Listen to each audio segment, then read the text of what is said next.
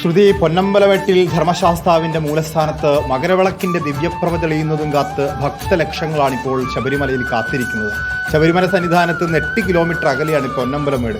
തിരുവാഭരണം ചാർത്തി സർവാഭരണ വിഭൂഷിതനായ ഭഗവാൻ ധർമ്മശാസ്താവിന് പൊന്നമ്പലത്തിൽ ദീപാരാധന തെളിയുന്ന അതേ മുഹൂർത്തത്തിൽ പ്രദോഷസന്ധ്യയിലെ ദിവ്യമുഹൂർത്തത്തിൽ പൊന്നമ്പലമേട്ടിൽ മകരവിളക്ക് തെളിയും. 3 തവണ ആകാശത്ത് മിന്നിമറയുന്ന മകരവിളക്കിന്റെ അഭൗമ പ്രകാശത്തിന്റെ അനുഗ്രഹത്തിനായി ഭക്തലക്ഷങ്ങളാണ് ശബരിമലയിലും പരിസരങ്ങളിലും ഇപ്പോൾ കാത്തിരിക്കുന്നത്. ശരണമന്ത്രഘോഷങ്ങളോടെ അവർ കാത്തിരിക്കുന്ന ആ മുഹൂർത്തം ശബരിമലയിൽ ദീപാരാധന തെളിയുന്ന 6:30 മണിയോടുകൂടിയാണ്. മലയിൽ മകരവിളക്ക് തെളിഞ്ഞ് നിമിഷങ്ങൾക്കകം മാനത്ത് ഉത്തരം നക്ഷത്രം തെളിയും. അതാണ് മകരജ്യോതി എന്നറിയപ്പെടുന്നത്.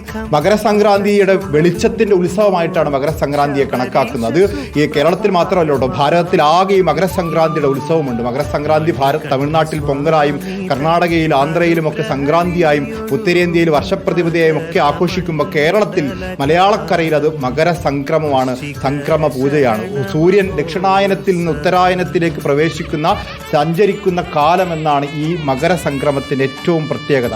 അത് പകലിന് ദൈർഘ്യം കൂടും, വെളിച്ചം ഏറെയുള്ള കാലമാണ്, സൂര്യ സാന്നിധ്യം ഭൂമിയിൽ കൂടുന്ന കാലഘട്ടമാണ്.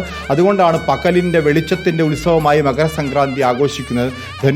ധനുരാശിയിൽ നിന്ന് മകരം രാശിയിലേക്കുള്ള സൂര്യൻ്റെ സംക്രമത്തെയാണ് ഈ സംക്രമം എന്ന് പറയുന്നത്. ഈ സംക്രമം ശബരിമലയെ സംബന്ധിച്ച് ഏറ്റവും പ്രധാനപ്പെട്ട ഉത്സവങ്ങളിലൊന്നാണ്. ഈ മകരസംക്രമ ദിവസത്തിൻ്റെ ഏറ്റവും പ്രധാനപ്പെട്ടത് ഈ മകരവിളക്കും മകരജ്യോതിയും. അതോടൊപ്പം ശബരിമലയിൽ മറ്റൊരു പ്രത്യേകത കൂടി അതിനുണ്ട്. തിരുവാഭരണം ചാർത്തി ദീപാരാധന നടത്തുന്ന ദിവസമാണ് ഈ മകര സംക്രമ ദിനം എന്ന് പറയുന്നത്. അത് പന്തളരാജൻ്റെ ആവശ്യപ്രകാരമാണ് അന്ന് തിരുവാഭരണം ചാർത്തുന്നത്. ആ തിരുവാഭരണം ചാർത്താൻ വേണ്ടി ഭഗവാന്റെ തിരുവാഭരണ ഘോഷയാത്ര പന്തളം വലിയ കോയിക്കൽ തറവാട്ടിൽ നിന്ന് ധനു 28-ന്, അതായത് മകര സംക്രമത്തിൻ്റെ 3 ദിവസം മുമ്പ് അത് പുറപ്പെടും. ആ പന്തളം വലിയ കോയിക്കൽ തറവാട്ടിൽ നിന്ന്, കൊട്ടാരത്തിൽ നിന്ന്, ക്ഷേത്രത്തിൽ നിന്ന് പുറപ്പെടുന്ന തിരുവാഭരണ ഘോഷയാത്ര ഇന്ന് വൈകിട്ട് ദീപാരാധനയോടടുത്ത സമയത്ത് ഈ സന്നിധാനത്ത്, ശബരിമല സന്നിധാനത്ത് എത്തിച്ചേരും.